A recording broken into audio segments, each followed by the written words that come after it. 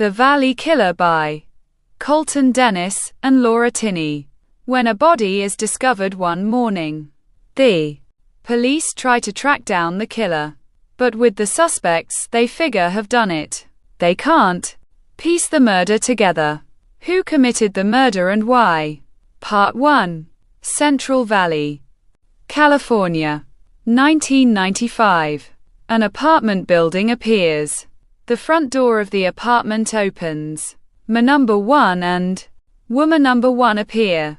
Man number 1 reaches for the light switch. No lights.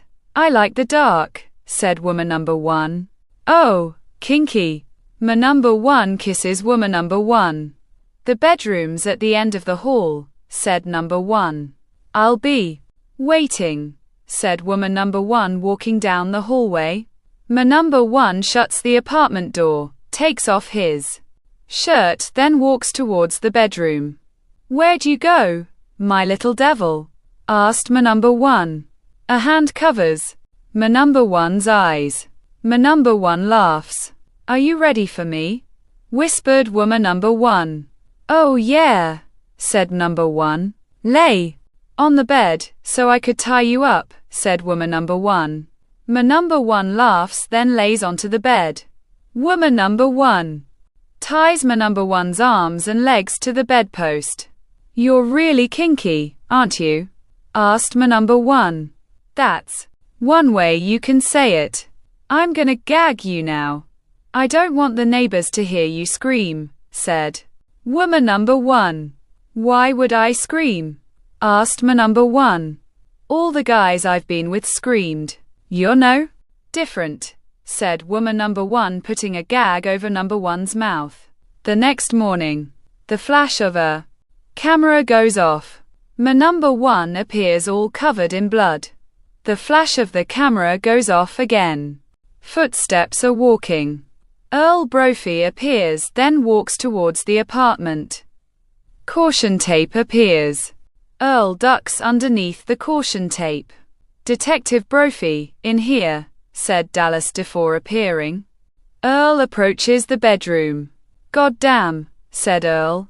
Yeah, I know, said Dallas. What happened? Asked Earl. Well, apparently he met someone last night. Brought that person up here, then this is what the maid found this morning, said Dallas. He has a maid? Asked Earl. Yes, she's outside, in the hallway, said Dallas. Have we ID'd this guy yet? Asked Earl. Yes, Mr. Eugene Porter, age 42, said Dallas. Such a shame. Let's get the coroner in here. Then find out what girl he was with last night, said Earl. Actually, it could have been either a girl or guy. Mr. Porter was bisexual, said Dallas. How do you know that? Asked Earl. Because I've been with him before, sir. I'm bisexual too, said Dallas. Dallas, that's enough information, said Earl. Yes, sir, said Dallas, writing on a clipboard. Earl walks into the living room. The balcony door slides open. Earl walks onto the deck, then looks down. Said Earl, grabbing a wine bottle. Find something, detective? Asked Dallas. Yeah, a bottle of wine, said Earl. But there's only one bottle. If there were two people, why only the bottle and no glasses? Said Dallas. Because whoever did this drank from the bottle. Get this to the nerds. I bet there's fingerprints on it, said Earl. Dallas opens a bag. The bottle of wine gets placed into the bag. The bag zips closed. Get this to finger examination now. I want an answer immediately, said Dallas. Yes, sir, said officer number 1, grabbing the bag, then walks away. Dallas looks at Earl. Something wrong? Asked Dallas. I'm getting too old for this. Finding bodies and killers, said Earl. You just need to get out of here. Let's go get some coffee and donuts, said Dallas. All right, only if you pay this time, said Earl. You got it, sir, said Dallas. Both Dallas and Earl are walking out of the apartment, then downstairs. The front door of the apartment building opens. Both Dallas and Earl walk towards a car. The car doors open, then shut. The engine starts, then drives away. A donut shop appears. The car pulls into the parking lot, parks, turns off. The doors open, then shut. Dallas opens the donut shop door. Thanks, Dallas, said Earl. No problem, detective. Both Dallas and Earl are standing in line. So what kind of donut, sir? Asked Dallas. Jelly-filled and a black coffee, said Earl. You go and sit. I'll handle this, said Dallas. All right, said Earl, walking, then sits into a booth. People appear eating and drinking. Earl looks around the room, then pulls out his cell phone. The buttons are being pushed. Footsteps are approaching. Here's your coffee and donut, detective, said Dallas. Thank you, Dallas, said Earl. What are you doing with your cell phone? Asked Dallas. Leaving it out, just in case, said Earl. Dallas drinks his coffee. Oh, coffee is strong today, said Dallas. Dallas, how old are you? Asked Earl. 32, sir. Why? Asked Dallas. I was your age when I became a cop, said Earl. What does this have to do with me? Asked Dallas. I'm retiring after 27 years, said Earl. No, you can't be, said Dallas. I am, in 2 more months. I'll be gone, said Earl. It's not gonna be the same without you, said Dallas.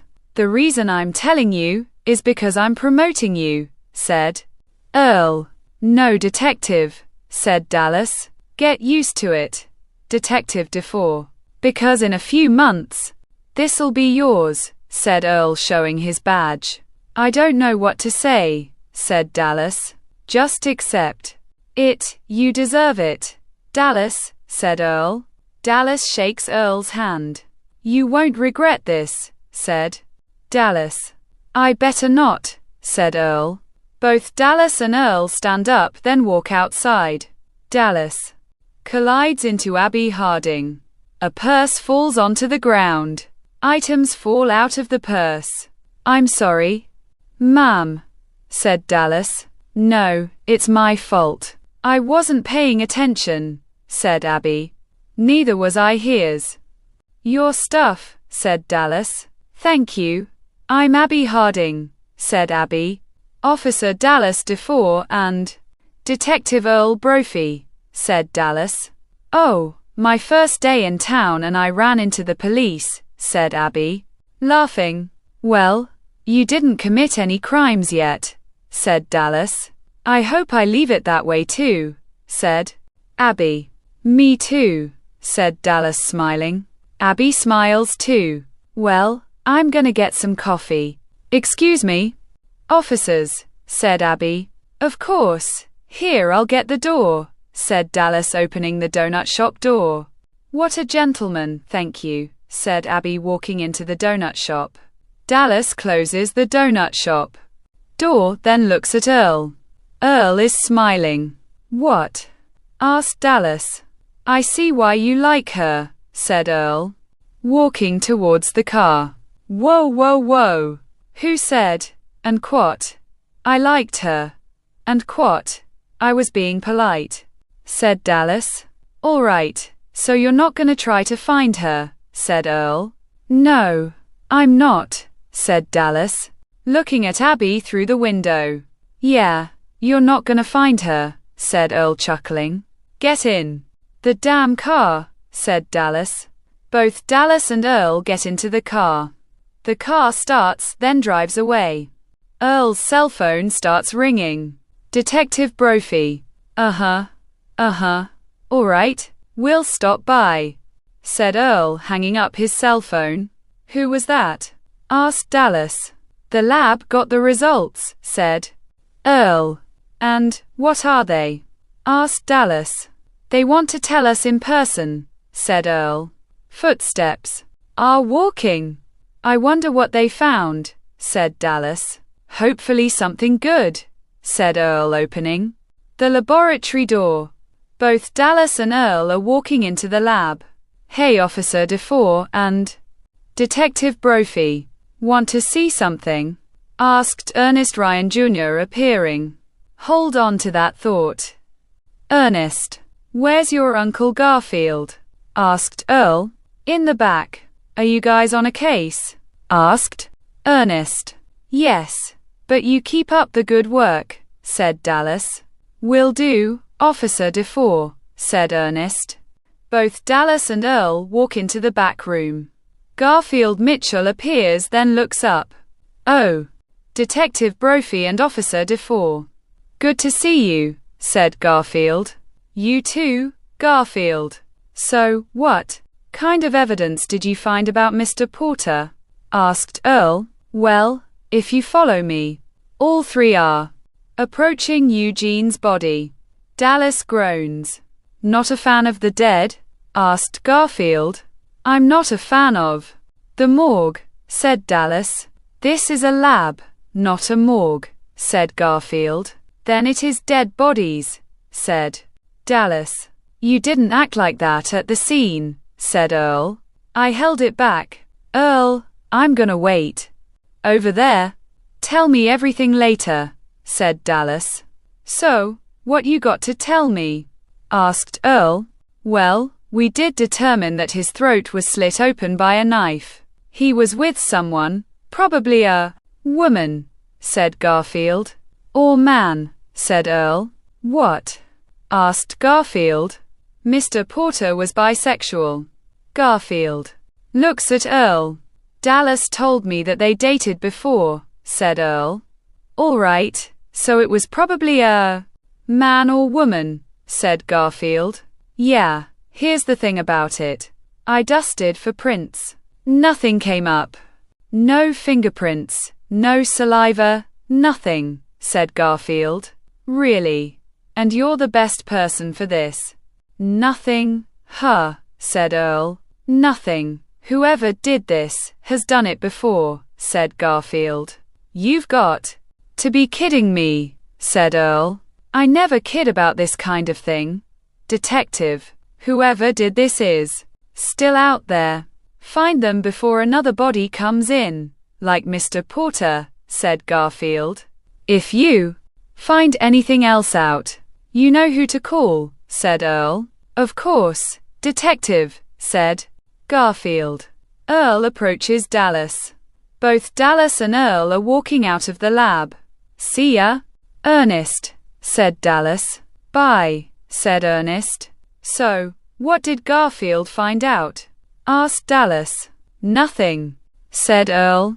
Now is that and quat? Nothing, and quat, as in he didn't find anything. Or is it, and quat? Nothing, and quat. Like you don't want to tell me? Asked Dallas. The first one, Dallas said. Earl. Really, Garfield couldn't find anything? Wow. There's a first for everything, said Dallas. He only knew one thing. Mr. Porter's throat was cut with a knife, said Earl. So, all we need to do is find someone with a knife. Wait. Everyone has one of those, said Dallas. Are you done being sarcastic? Asked Earl. Give me a minute, said Dallas. Both Dallas and Earl get into the car. The car starts, then drives away. I still can't believe that, said Earl.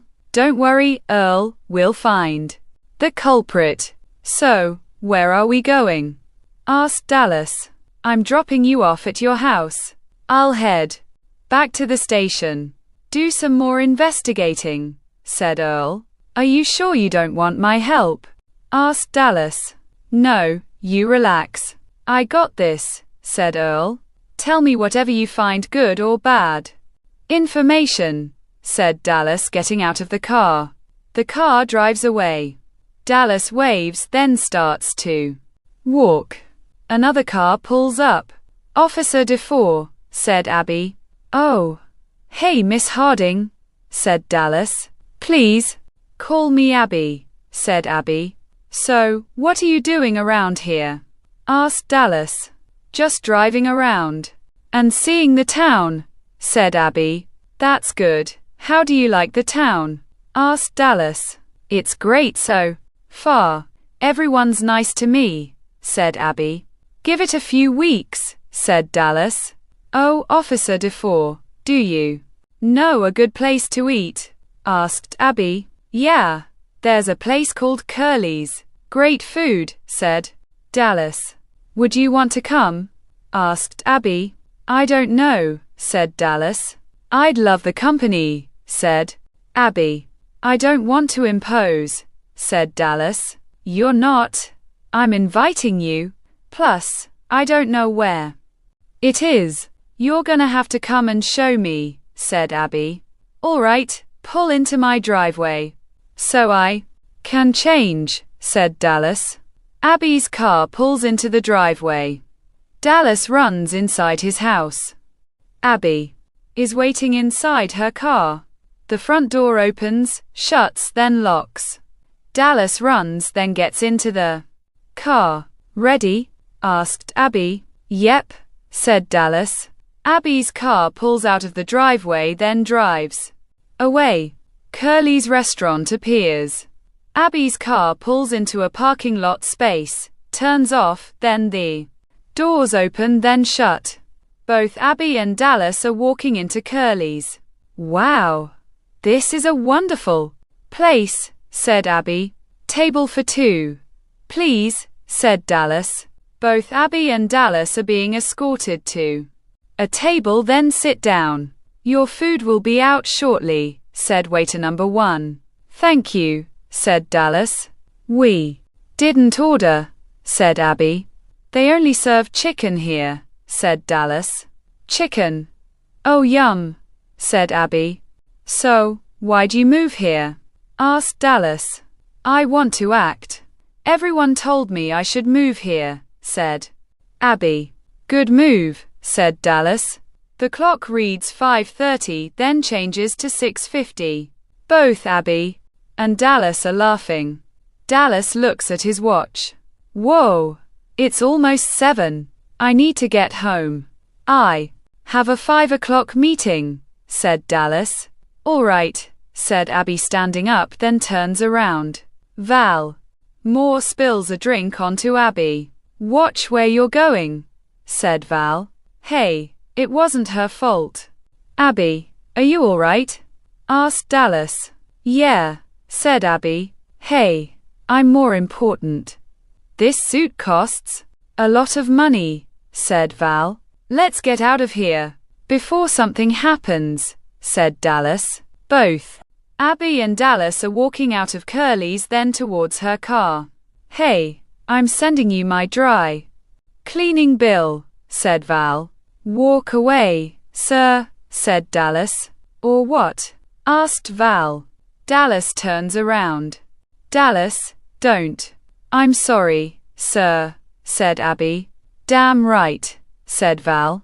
Abby's car starts, then drives away. I can't believe that guy, said Dallas.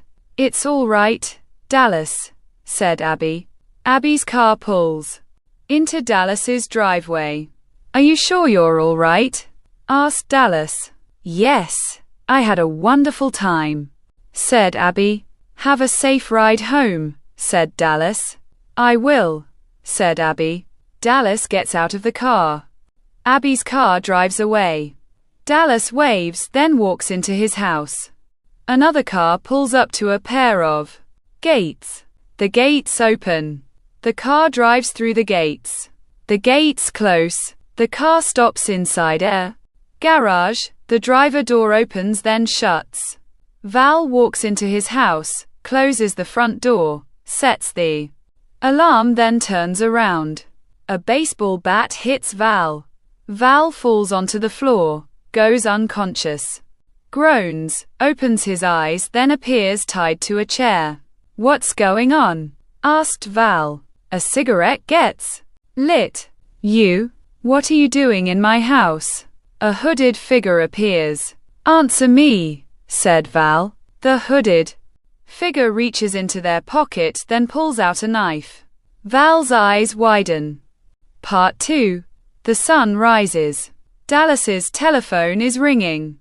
Dallas groans, rolls over, then grabs his telephone. Hello? Hey Earl, what's up? Another murder. All right. I'm on my way. I'll see you in a few, said Dallas, getting out of his bed, then puts on a pair of pants. Dallas's car is driving, then stops. Officer DeFore, Detective Brophy is waiting for you, said Officer number 2. All right. Dallas's car parks, turns off, gets out of his car, then walks into the house. People are walking around. Hey, where's Detective Brophy? Asked Dallas. Upstairs. Last room on your right. Dallas starts walking upstairs. It's a brutal scene, said Officer number 3. Thank you. Dallas walking the rest of the way up the staircase, then sees Earl in the hallway. Earl, are you all right? You look sick, asked Dallas. The scene is making me sick. Dallas, I must warn you. It's disturbing, said Earl. Dallas walks into the doorway of the bedroom, then covers his mouth. Val's body appears disemboweled. Oh my God, said Dallas, walking next to Earl. I told you, said Earl. Who'd do something like this? Asked Dallas. A sick and demented person, said Earl. Do we have an ID for him? Asked Dallas. Yeah. Val Moore, age 38, said Earl. Dallas grabs the driver's license. I know this guy, said Dallas. Really? Another friend of yours? Asked Earl. What? No. Last night, me and Abby went to Curly's. This guy was there and spilt his drink onto her, said Dallas. Did you get into a fight? Asked Earl. Almost. Abby stopped me. This guy blamed Abby for spilling his drink, said Dallas. You don't think Abby did this, do you? Asked Earl. No. I don't know, maybe. But, do you think she's capable of doing this to someone? Asked Dallas. Anyone's capable of anything. Me and you will stop by her house. Ask some questions, said Earl. All right, hopefully we figure this out. The second body in 2 days, said Dallas. Let's just hope we find the killer before a third one appears, said Earl. I'm definitely with you on that, said Dallas. Earl's car pulls into Abby's driveway. Turns off, the doors open then shut. This is where she lives, said Earl. Wouldn't have thought that, said Dallas, knocking on the door. She's not here, I'm guessing, said Earl.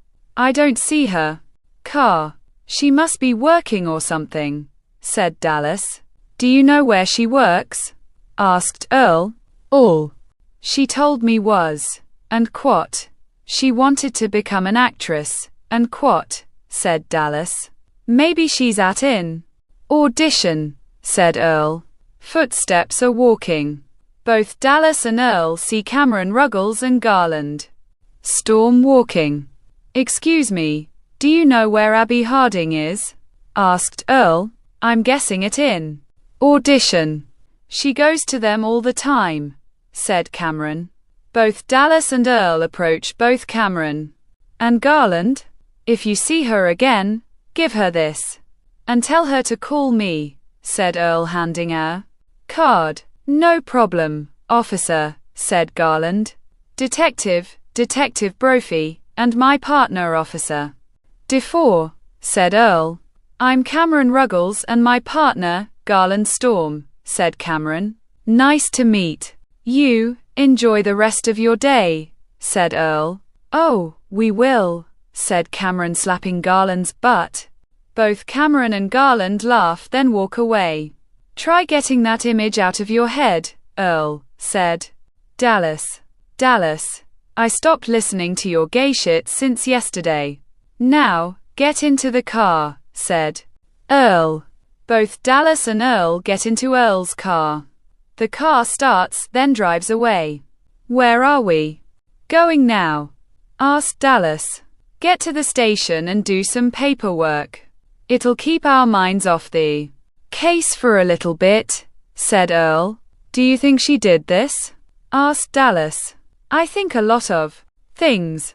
Knowing is the conclusion, said Earl. But, do you think it?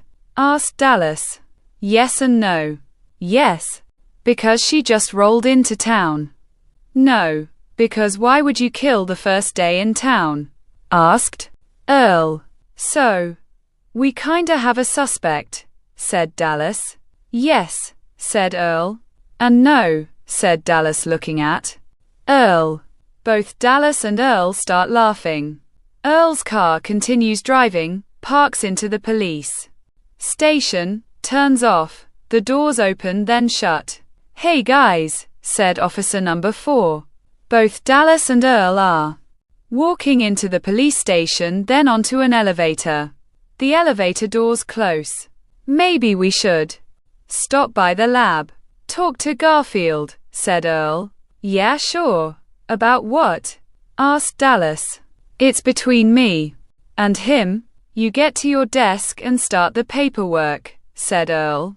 All right, you're sure you don't want me to come? Asked Dallas. No, said Earl. The elevator dings, then the doors open.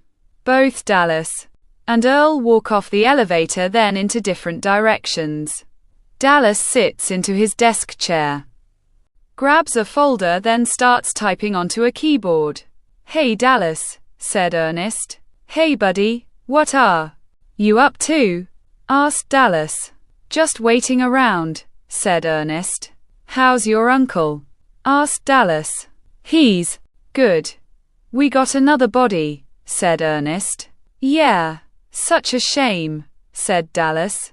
All right, I'll let you get back to work, said Ernest. Thanks pal, you be safe. All right, said Dallas. I will, said Ernest walking away. The telephone rings. Central Valley Police Department, said Dallas. Officer DeFore, it's Abby Harding. You wanted me to call, said Abby. Yes, Abby. Could you come into the station? We have a few questions to ask, said Dallas. Sure. When? Asked Abby. ASAP, said Dallas. I'll be right there, said Abby. All right, see you in a few, said Dallas hanging up the telephone. Earl approaches. Who was that? Asked Earl. Miss Harding, she's on her way here, said Dallas. Good, said Earl. So, did you find Garfield? Asked Dallas. Yeah, they just got Mr. Moore's body. They're examining what's left of him, said Earl. Well, I got most of the files here, said Dallas. All right, take a break for now. When Miss Harding comes in, we'll interrogate her, said Earl. Yep, said Dallas grabbing the folder then opens it. Earl looks at Dallas. Something wrong? Asked Earl. Did you know Mr. Moore was charged as a sex offender? Asked Dallas. No. Well, that's odd. It probably doesn't mean anything, said Earl. Where's Mr. Porter's file? Asked Dallas. Why? Asked Earl. I want to see something. The folders are being moved. Here it is. A second folder is being grabbed, then opened. Hey, look here. Mr. Porter was charged with the same thing, said Dallas. Well, this is odd, said Earl. You don't think the killer's after sex offenders, do you? Asked Dallas. Well, let's think about this. 2 murders of 2 sex offenders. It could be a possibility, said Earl. Detective Brophy and Officer DeFore, Miss Harding is here, said Officer Number 1. Thank you. Oh, I want you to get me a list of all the sex offenders in Central Valley. We'll be a step ahead of the killer, said Dallas. Good idea. Now let's go talk to Miss Harding, said Earl. Both Dallas and Earl are walking. The interrogation door opens. Abby appears sitting in a chair. Hello, Dallas, said Abby. It's Officer DeFore. I'm on duty, said Dallas. Sorry, Officer DeFore. Detective Brophy. How are you doing today? Asked Abby. All right, thanks for asking, said Earl. May I ask why I'm here? Asked Abby. What did you do last night? Miss Harding, asked Earl. Me and Officer DeFore had dinner at Curly's, said Abby. What did you do after? Asked Dallas. I went home after I dropped you off, said Abby. Can anyone confirm that? Asked Dallas. Yeah, my neighbors Cameron and Garland, said Abby. Oh yes, we met them this morning, said Earl. What does this have to do with me? Asked Abby. Do you remember the man who spilt his drink on you last night? Asked Dallas. Yes. What about him? Asked Abby. His body was found this morning. He was disemboweled, said Dallas. You think I did that? I'm just a woman. Plus anyway, I just moved here. How stupid would that be? To kill someone 2 days after moving here, said Abby. I said the same thing, said Earl. Can I go now? Asked Abby. Yes, we can't hold you without any proof, said Dallas. All right, you're free to go. Just don't think about skipping town, said Earl. That's what a criminal would do, said Abby, walking out of the interrogation room. The interrogation door slams shut. I hope you're happy, said Dallas. Interrogation is part of the job, said Earl. This is the worst part of the job, said Dallas, opening the interrogation room door. Dallas, you need to put your feelings aside. I know you care for her. But remember, you still have a job to do, said Earl. I'll remember that, said Dallas, shutting the interrogation room door. Officer DeFore, here's the list you wanted, said Officer number 1. Dallas grabs the folder. Thank you. I'm off right now. I need to clear my head, said Dallas.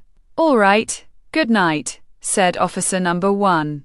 Dallas walks outside, then towards his car. Dallas's car starts, then drives away. Earl is watching from the interrogation room window. Hey, where's Officer DeFore going? Asked Earl. He's taking the rest of the day off. He needs to clear his head, said Officer number 1. And quat. Clear his head, and quat, said Earl. That's what he told me, said Officer number 1. Dallas's car continues driving, pulls into Abby's driveway, then turns off. Dallas gets out of his car, then walks towards the porch.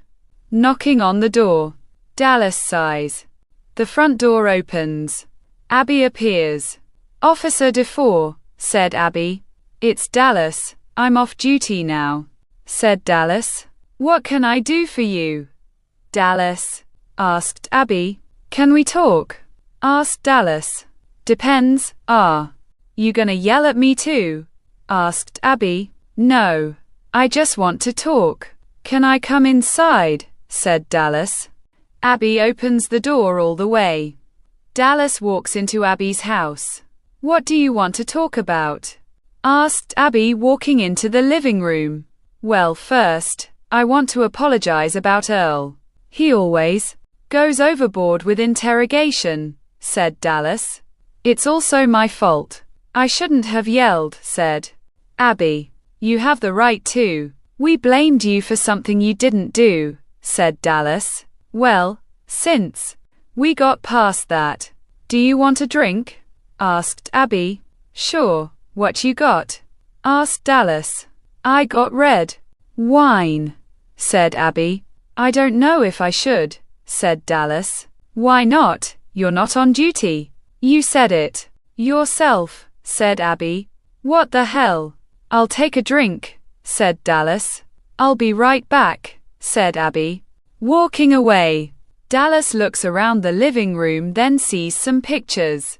Are these your parents? Asked Dallas. Yeah, they are, said Abby. Good-looking people, said Dallas, turning around. Abby appears in her bra and underwear holding 2 glasses of wine. It runs in the family, said Abby. Abby, you should put on some clothes, said Dallas, looking away. Why? Don't you like what you see? Wait, you're not gay, are you? Asked Abby. No, I'm just respectful, said Dallas. Abby places the 2 glasses of wine onto the table, sits onto the couch, then covers up. I'm sorry, Dallas, said Abby. It's all right, said Dallas. I'll understand if you want to leave, said Abby, starting to cry. Hey, don't cry. Please don't cry, said Dallas, sitting next to Abby. I always think people want me. What's wrong with me? Asked Abby. Nothing's wrong with you. In fact, I like you, said Dallas. Really? Said Abby. Yeah, I mean, look at you, said Dallas. You're just saying that, said Abby. No, I'm not. Any guy would be lucky enough to have you, said Dallas. Abby looks at Dallas, then kisses him. Dallas pushes Abby away. Come on, Dallas, I need to feel something, said Abby. Dallas kisses Abby, then picks her up. Abby wraps her legs around Dallas's torso. Both Abby and Dallas are walking into the bedroom. Abby gets placed onto the bed. Dallas takes off his clothes. Abby is moaning. Dallas takes off Abby's bra, then kisses her breasts. Abby lays on top of Dallas, then moans. Both Abby and Dallas are laying next to each other, then smiling. Earl appears in his car outside of Abby's house. Part 3. The sun rises. Dallas is staring at Abby. Abby wakes up, looks at Dallas, then smiles. Good morning, said Abby. Morning. How'd you sleep? Asked Dallas. Very good, actually, said Abby. Well, I better get going.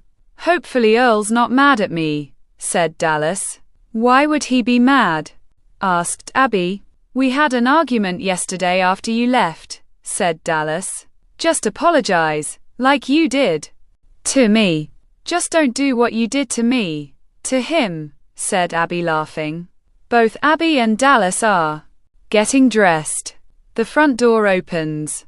Dallas walks onto the porch, turns around, then kisses Abby.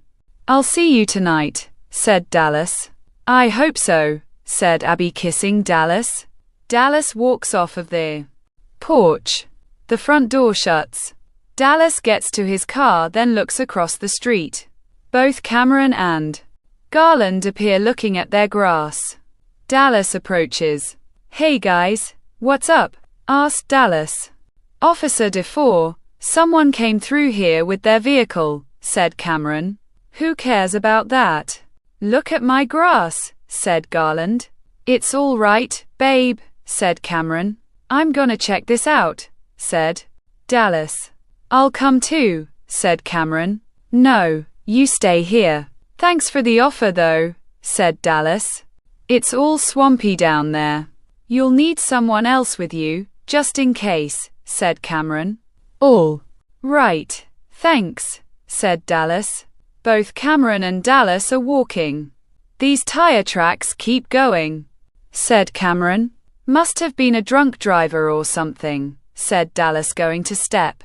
Wait, don't step there. You step in that, you'd definitely be stuck, said Cameron. Thank you. Dallas looks into the distance. A car appears in the swamp. Over here. Both Cameron and Dallas are slowly walking. Dallas stops. Oh no, said Dallas. What?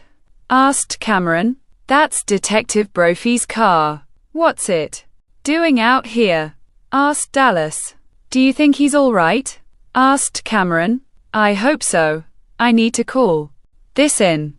Dallas pulls out his cell phone, then presses the button. Hey, it's Officer DeFore. I'm down here by the swamp. I found Detective Brophy's car stuck in it. Come down here quickly. I'll be waiting. Dallas's cell phone hangs up. Backup is coming. We need to wait here, said Dallas, screaming in the distance. Both Cameron and Dallas are running. Garland is standing outside. Garland, what's wrong, baby? Asked Cameron. Inside the main closet. It's horrible, said Garland. Dallas runs into the house, then opens the main closet door. Earl's body appears with his eyes gouged and his tongue cut out. Oh my God, said Dallas, leaning forward, then sees a bloody knife. Both Cameron and Garland are standing outside. What is it? Officer DeFore asked Cameron. It's my partner, Detective Brophy. He's in your closet with his eyes gouged out and his tongue's missing. Can you explain that? Asked Dallas. We can't explain it. We woke up this morning, then saw the grass. Like this, said Cameron. Then I found his body in the closet, said Garland. All right, I believe you, for now. I'm just upset about finding my partner dead. If I was you, I'd stay with Miss Harding until we get everything situated, said Dallas. All right. Sorry about your partner, said Cameron. A few police cars approach, then stop. Hey, Officer DeFore, where's the car? Asked Officer Number 1. We have a bigger problem, said Dallas. What? Asked Officer Number 1. We found Detective Brophy's body in the main closet of this house. His eyes were gouged out and his tongue was cut out.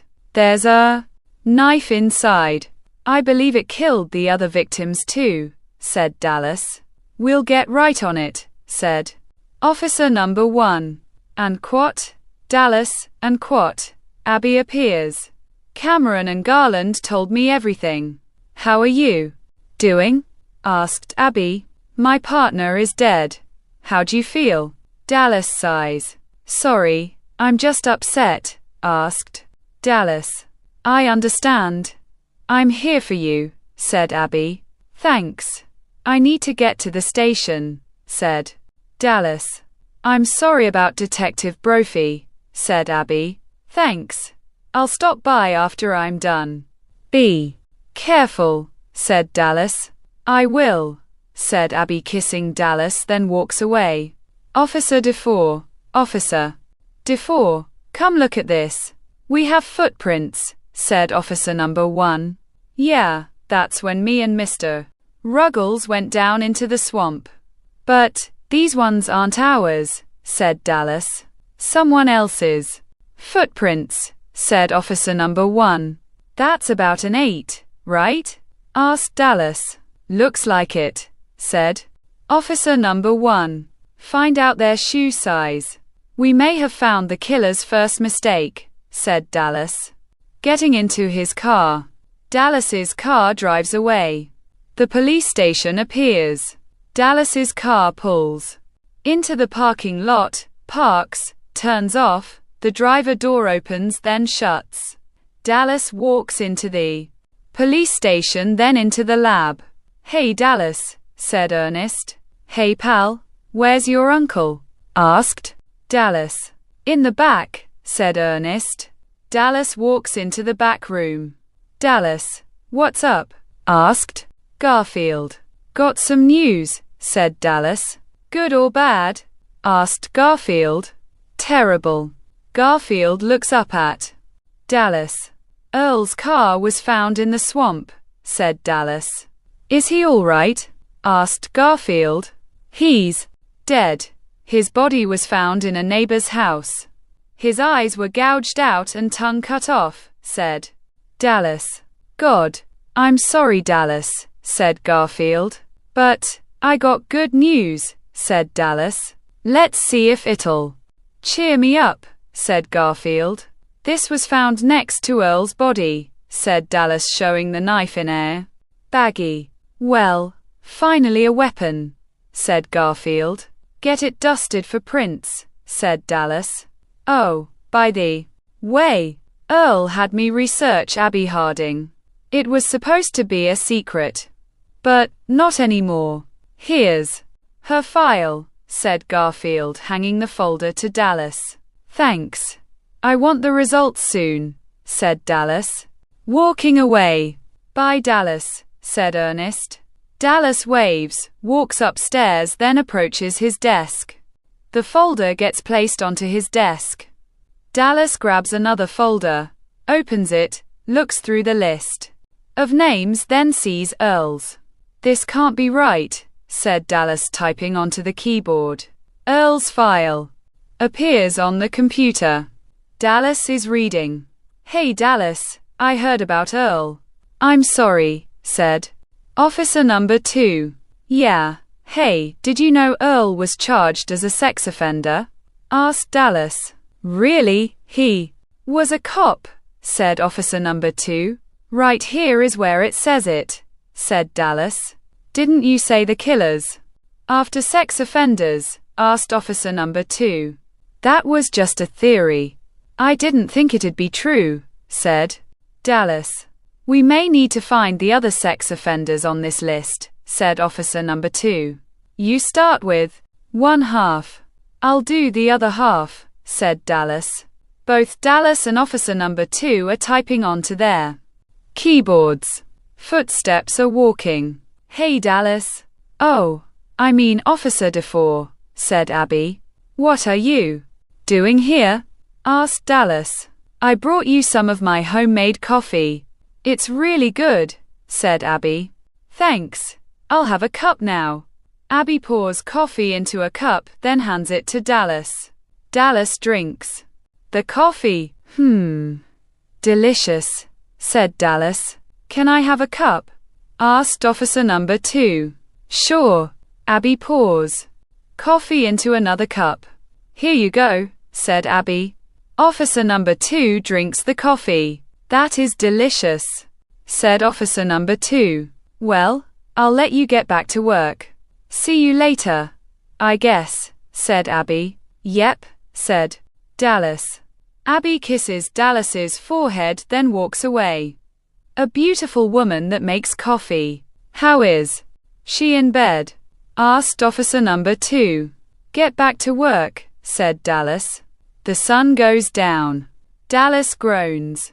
Man, I'm tired, said Officer number 2. Go home. I'll handle this, said Dallas, closing his eyes.